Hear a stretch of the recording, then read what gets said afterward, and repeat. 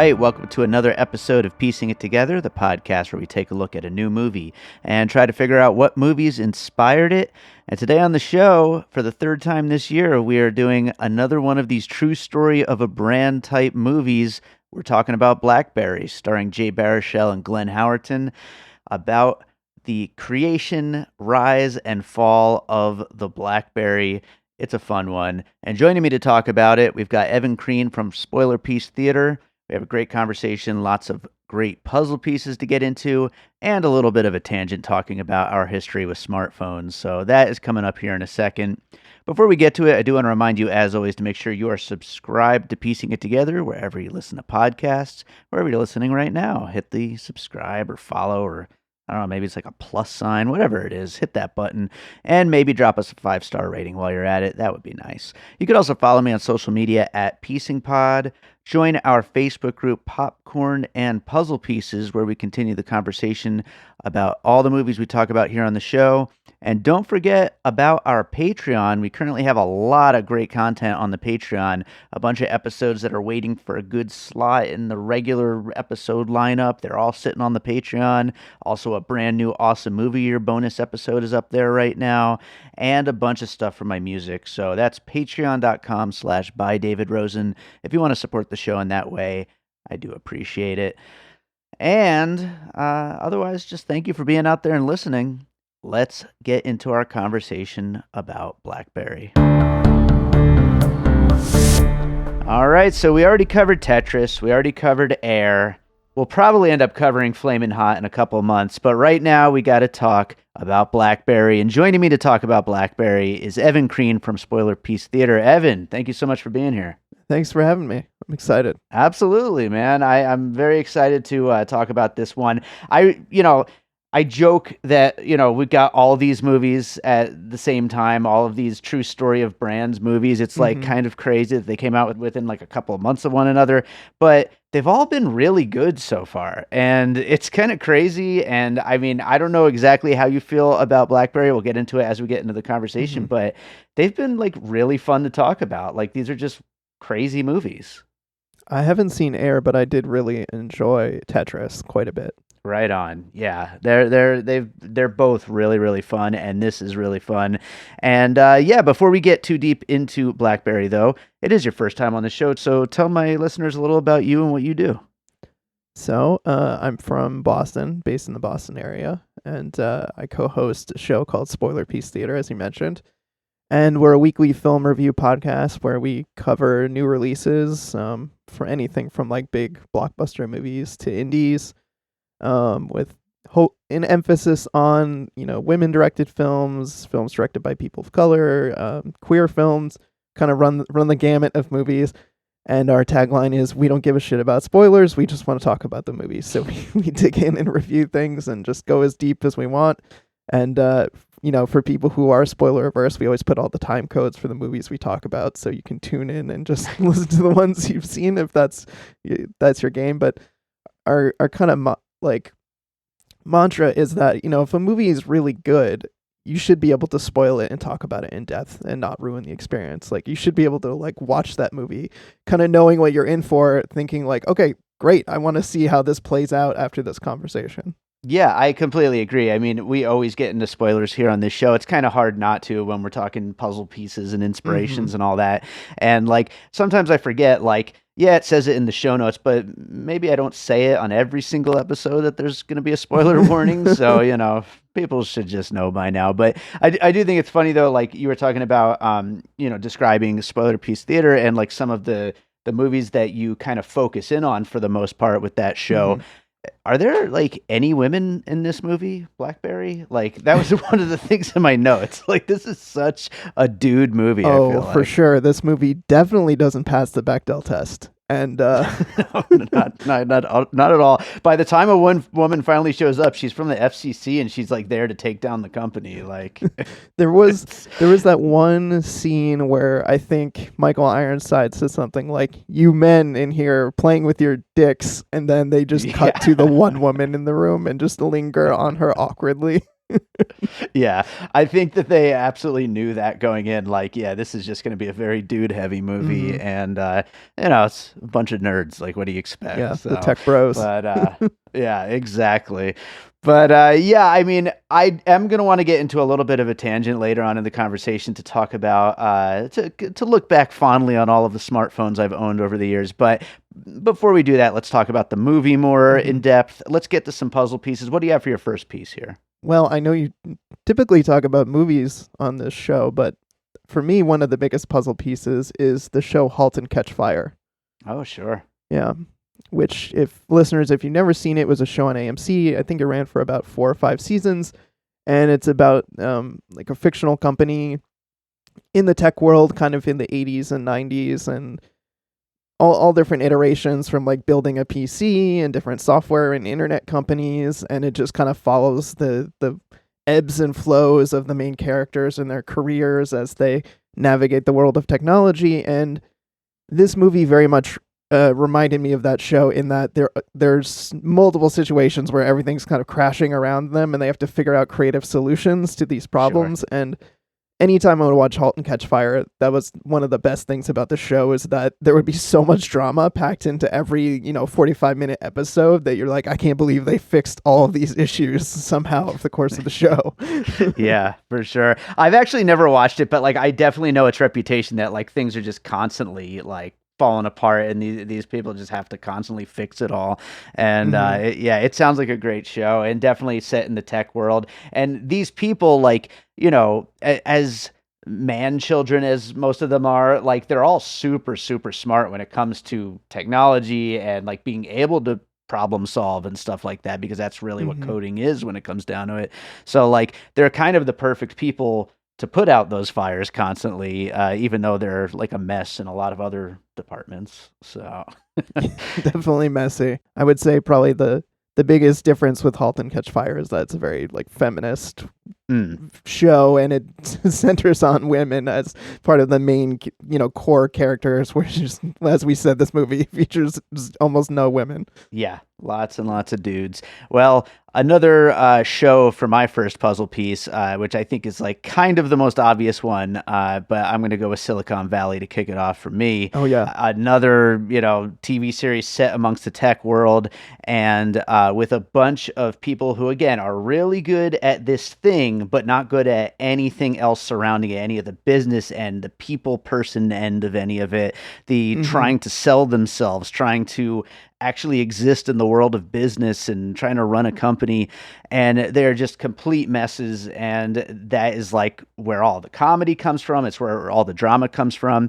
And then there are some characters that I think there are like direct analogs to, and Glenn Howerton, who is absolutely the standout of BlackBerry, reminds me so much of Russ Hanneman, played by Chris Diamantopoulos, who is just so funny as this like unhinged tech billionaire who just bullies the shit out of these guys, but knows that he can because he's the rich money guy, and so whatever, he doesn't give a shit.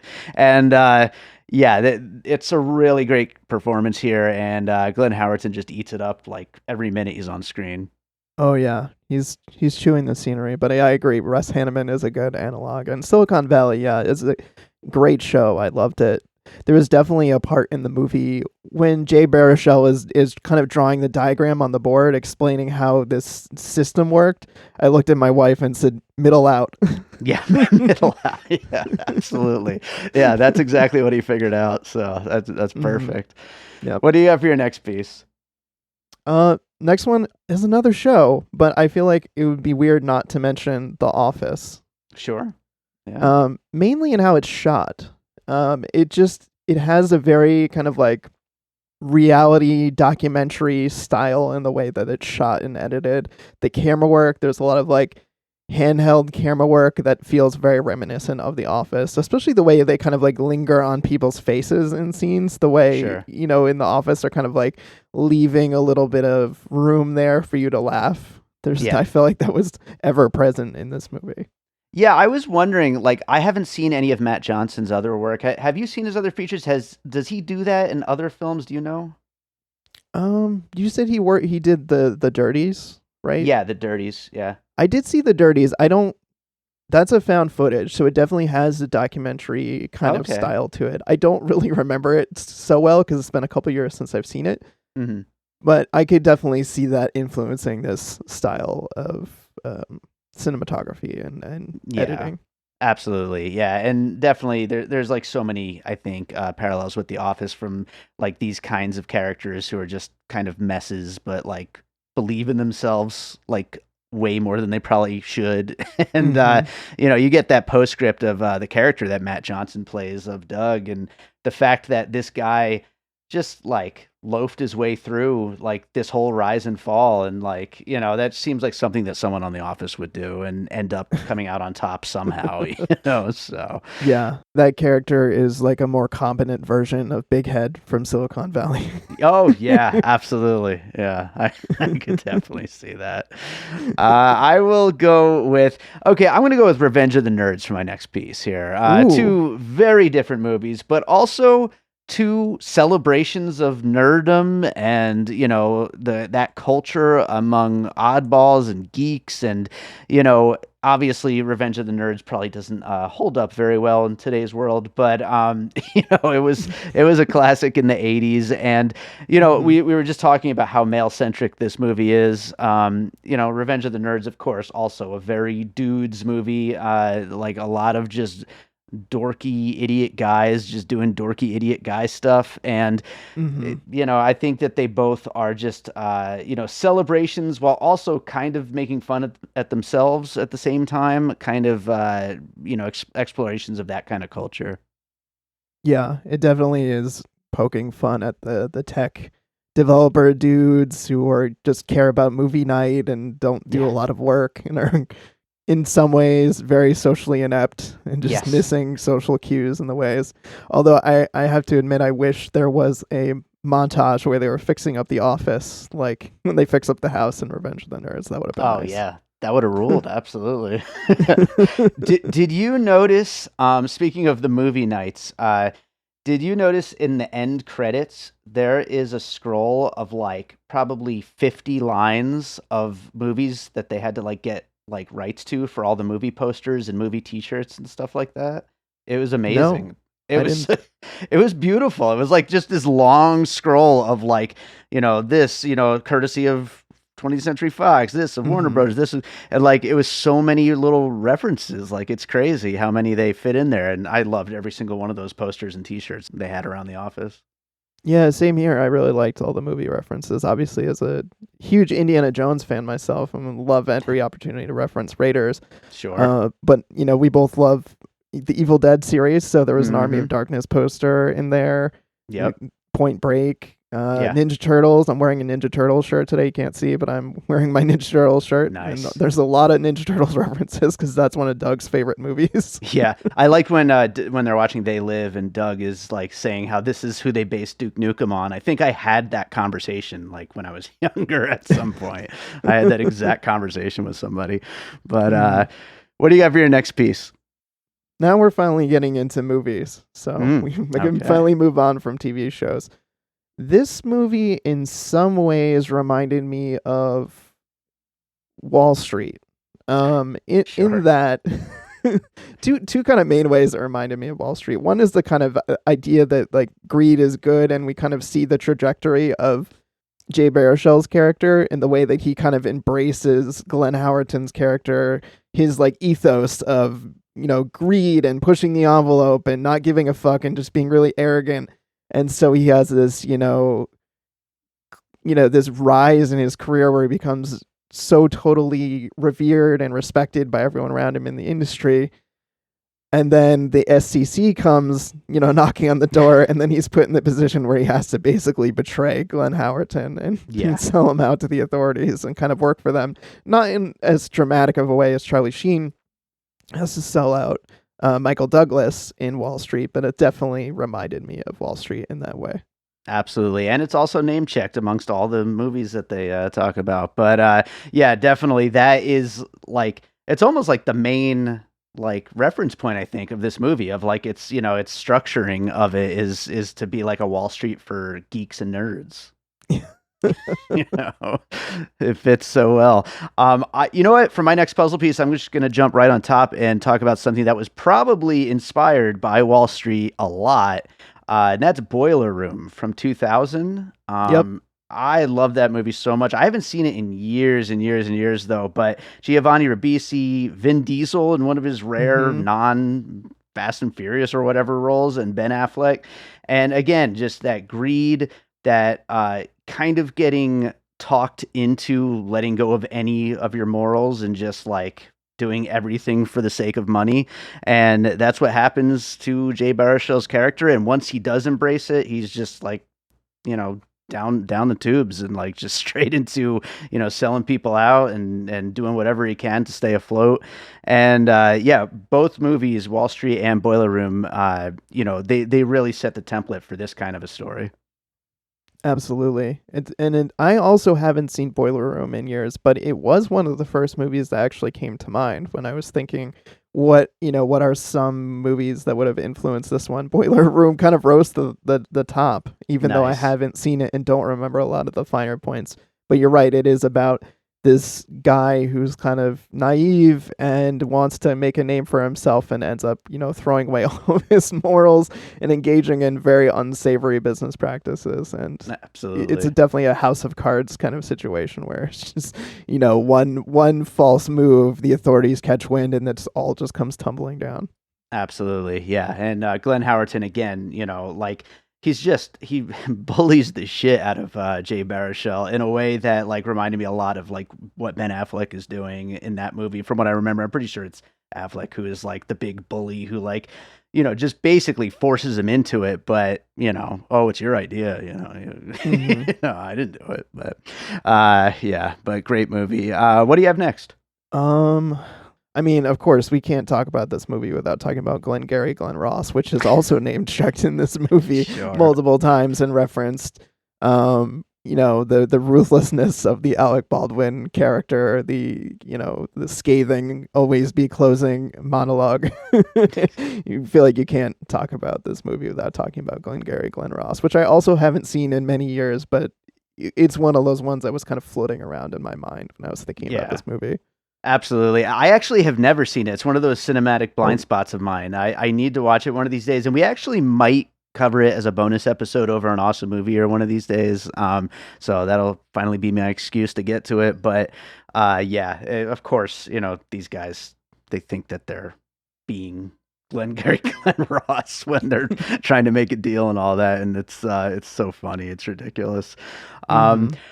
I'll throw in there another TV show, actually. I'm going with Succession, which is finishing up its final season right now and is so freaking good. It's like the only show I still watch. But, you know, all the backroom deals, stocks, CEOs, mergers, hostile takeovers, all that stuff. But also, like, people just constantly glued to their smartphones and, like, making that somehow engaging and tense. And they do a really good job of that in Succession. And here, you know, obviously we're in this, like, proto-smartphone era where they didn't even have, like, social media or any of that stuff. It's literally just texting, but you know, the phone is the centerpiece of like practically every scene, and they managed to pull that off still.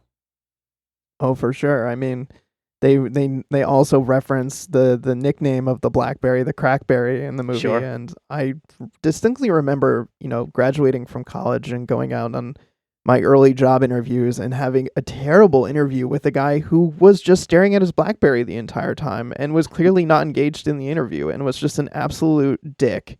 And I was just so glad when he was late to the meeting. He shows up, he's only looking at his BlackBerry pretty much the entire time, and then basically said something effective like, "Oh, you can find your way out." Oh God. Like, thank God I didn't work for that company. Seriously. Oh, I don't envy anyone that has to deal with people like that on any kind of regular basis. This is the worst. Oh man. Do you have any other pieces you wanted to bring up?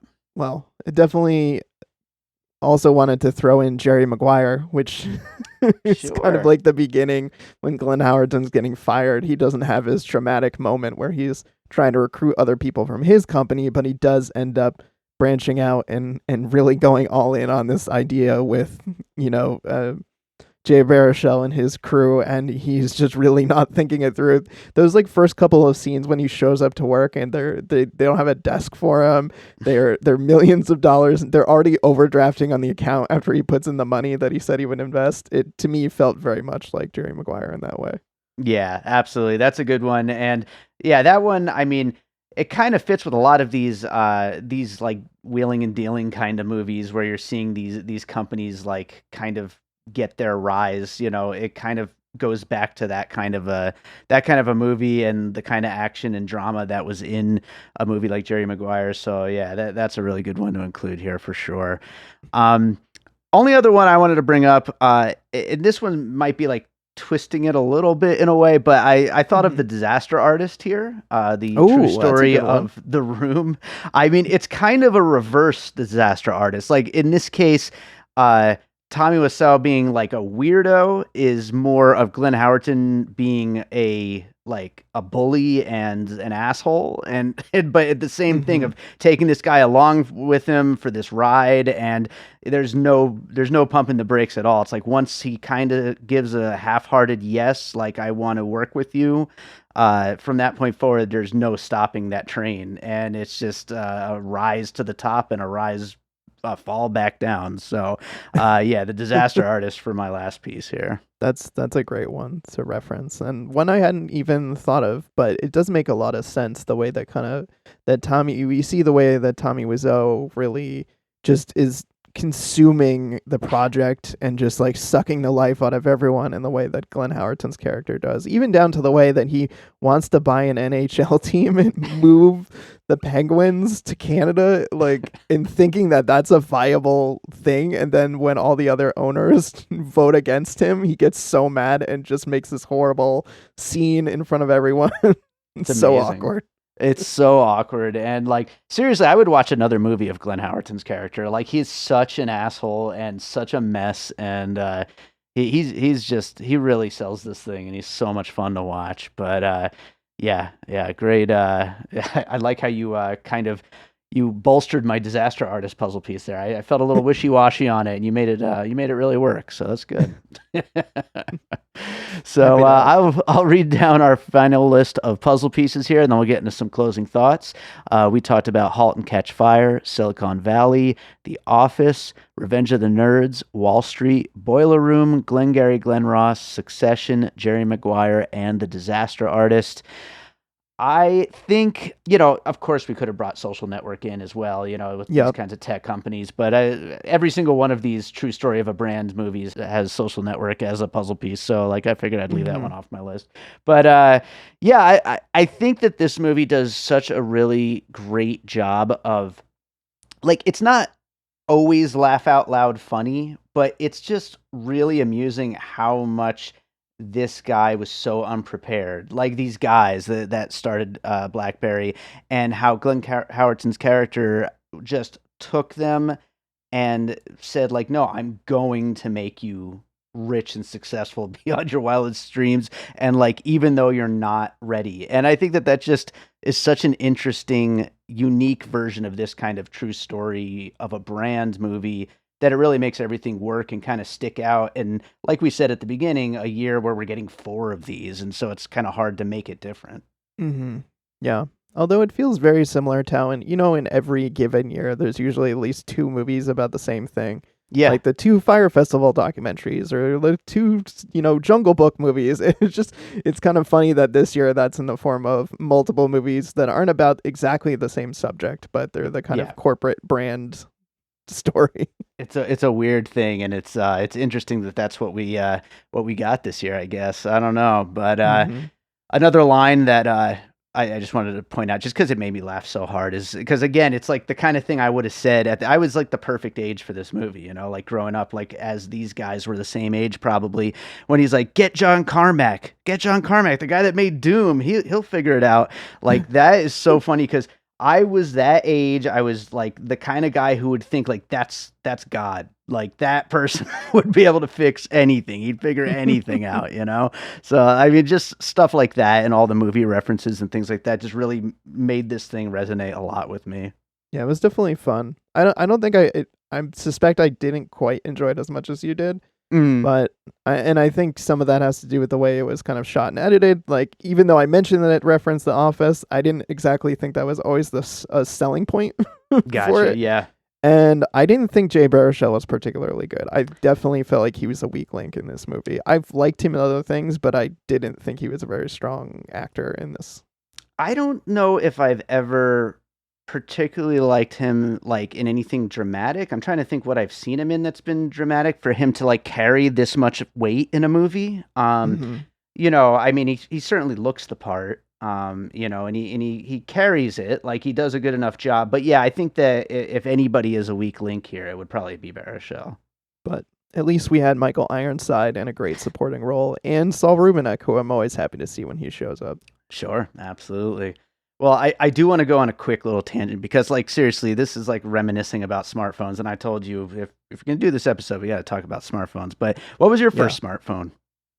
Oh, my first smartphone. So I was one of those people that took forever to get the smartphone. Like, I had phones that could do texting and other stuff, but I didn't get like a data plan for a long time. So my first smartphone was the Samsung Galaxy, the first, or maybe the second gen Samsung Galaxy.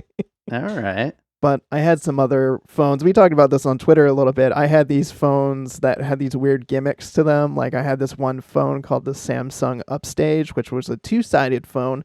One side had the phone, the other side had an MP3 player, like a music player. And it was really small. So it was like cool that they were trying to combine the phone and the MP3 player kind of before things like the iPhone and iPod Touch, but it had terrible battery life, so you had to keep it perpetually plugged into this like additional battery. Oh yeah, battery has been a thing like all the way up. Even now, it's still batteries are terrible on these things. Yeah. So did you never had a BlackBerry at all? No, I just had friends that had them, and they were addicted to them. Yeah. No, I never did either. I resisted it for a while, even though I really loved the keyboard. And like, seriously, like as I look back at like some of the phones I had, like my first smartphone was the T-Mobile MDA, which was an early Windows phone before iPhone or Android. It was around the same time as the BlackBerry. And I just loved the idea of having a keyboard.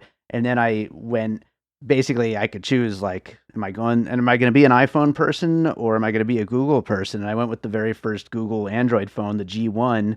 And, I never looked back from there. I went from G1, G2, a Samsung one like you. I don't remember which was the first one. And then kind of I switched over to Motorola for a while and then back to Samsung, and many, many Samsungs later, I get it like every other year at this point. I'm like obsessed with these things, which is exactly what they want. But yeah, never had the BlackBerry though. I was so excited about the BlackBerry Bold though when it came out. I was like trying to talk myself into it because I thought it was gonna. I am that idiot just like Jay Baruchel who like thought the touchpad was gonna change the world. Like and everything that Apple was doing was stupid. I was like right along with him on that. That's funny. I mean, I'm a PC person through and through when it comes to my computers, but I made the switch to iPhone, I think around the iPhone 4 or 5, and I've not looked back on that since. I'm still an iPhone person, but I use Windows for on my computers. The first like 6 years of Android phones, like every 6 months, I was like, I can't do this anymore. I got to switch to the iPhone, but I kept holding steady, and now they're freaking great. Now there's no reason to switch ever again. But I certainly wanted to those first few years. They were so bad in the beginning, but I stayed the course. So that does it for BlackBerry. Is there another movie you watched recently you'd like to recommend to our listeners? That was a great question. What have I seen recently that I liked? Everyone's always stumped by this question, by the way. I really enjoyed, actually, you and I talked about this movie. I really enjoyed Sisu recently. We talked about this on Twitter. Mutual appreciation for this film. It was just so much fun. Absolutely. Yeah, it's great. Maybe my favorite ending of the year. Like, the movie was what it was. It was just a fun action movie, but best ending of the year, I think. Yeah, it was hilarious. It was awesome. Awesome. Well, right on. Evan, tell people where they can find you and your podcast. No, you can follow me on Twitter, Letterboxd, Instagram as Real Recon. I always joke about the show. It's real as in film reel. And then you can find Spoilerpiece Theater anywhere you get podcasts. You can also find our website, which is just spoilerpiece.com. And that's PIECE. Spoilerpiece, not piece as in like PAX. Yes, absolutely. Good thing to mention there. Evan, thank you so much for doing the show. I know we've been trying to get you on for a while now. Hopefully we'll get you back again sometime. I'd love to. Thanks so much for having me, David. This was a lot of fun.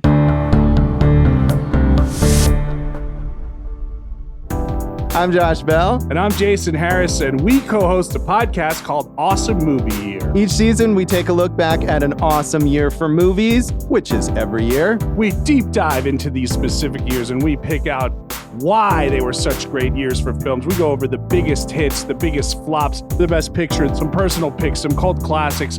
Years we've covered in past seasons include 1994, 2003, 1977, and 1984, and we've got all of film history to look forward to. So check us out at awesomemovieyear.com or wherever you listen to podcasts. All right, so I hope you enjoyed that conversation about BlackBerry. Thank you to Evan Crean for joining me on that one. And thank you to everyone out there who's listening. I do appreciate you all continuing to listen to the show and leaving some comments and all that. Whenever you think of a puzzle piece that we don't bring up on the show, I love it when people send them in. So keep doing that. Make sure you're subscribed. Follow me on social media at PiecingPod on both Twitter and Instagram. Also, join our Facebook group, Popcorn and Puzzle Pieces, and get involved in the conversation with everybody who loves chatting about the movies we talk about here on the show. And I told you at the top of the show about the Patreon. You know about that. Produced by David Rosen. If you want to support the Patreon in that way, we would appreciate it. But other than that, let's close this thing out with a piece of music like I always do. And I've got something extra good to play today for this one. So many years ago, I actually looked it up. It was 2011. So yeah, I mean, we're talking like the early days of Android. Speaking of smartphones on this episode, there's a developer community called XDA, and it's like all, app developers and hackers and all that kind of stuff. And right when they were first getting started in creating a forum and place for like various like phone developers to get together and talk about all that kind of stuff, as well as news and everything going on with the world of Android phones.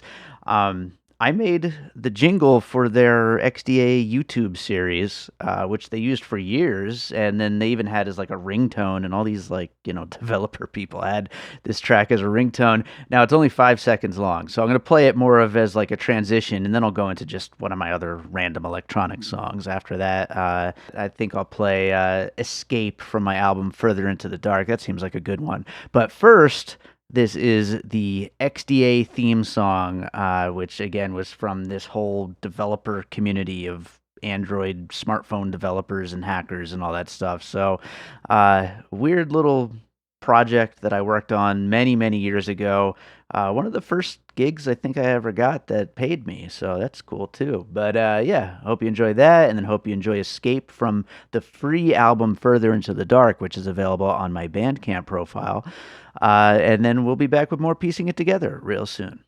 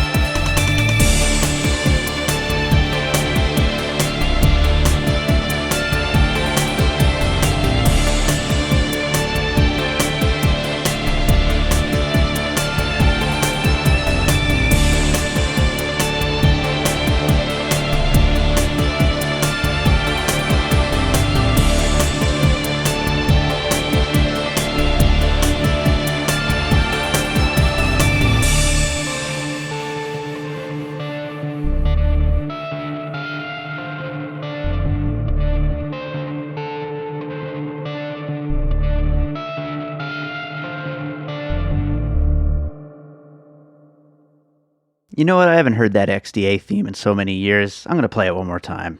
Thanks for listening.